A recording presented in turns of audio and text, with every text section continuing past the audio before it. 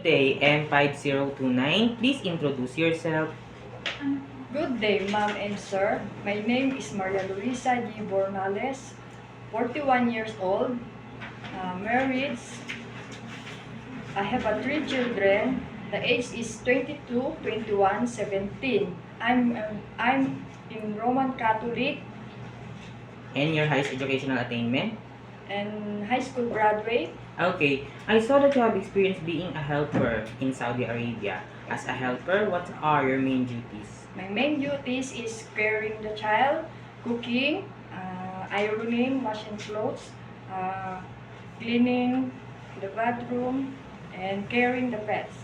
Okay, and you have another experience also in the same country. It is the So, same employer? yes, Okay, what are your main duties again? uh, like ironing, washing clothes, and caring the child, and preparing food, and caring the pets. Okay, what kind of pets do you take care? Uh, be- Bird and cats. Okay, I saw that you don't have any experience taking care of a newborn baby, but it is okay to you to take care of a newborn baby? Yes. Okay, how do you prepare a milk for a newborn baby? Uh,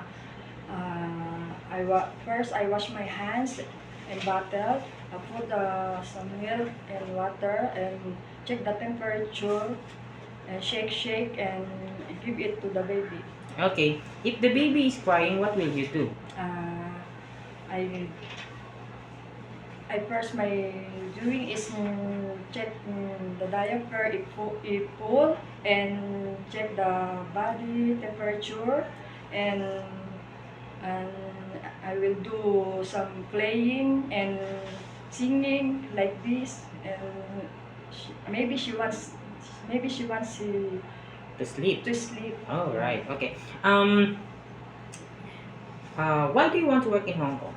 Because the Hong Kong is good place and high salary. Okay. How long do you want to work in Hong Kong? Uh, how too long wants me to stay my employer? If the employer wants you to stay, it is Yeah. okay to you. Yes. Okay. Do you have any idea how to prepare Chinese food? If no, I willing to learn to YouTube and learning to cook book. Okay, you will watch on YouTube or cookbooks. You can read Yes. cookbooks. Okay. If the employer prepared some food that you are not familiar of, it is okay to you to eat the food that they prepared for you. Yes. It is okay to you to share room with kids. Yes. It is okay to you to share jobs with other helper. Yes. Sure. I saw that you have a long hair. It's okay to you to cut into short. Yes. It is okay to you to color it into black because I saw that you have a blonde hair. Yes. Sure. Okay. It is okay to you to take care of disabled elderly, have them go to bed, have them go to the bathroom, and also have Yes. them go to the Sure. hospital. Okay. If one of your employer's family don't know how to speak English, it is okay to you to learn Cantonese?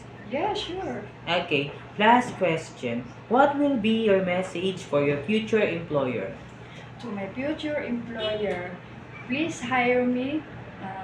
I promise you, I will do my best. Thank you. Okay. Thank you very much, M5029, Miss Maria Luisa. Thank you so much.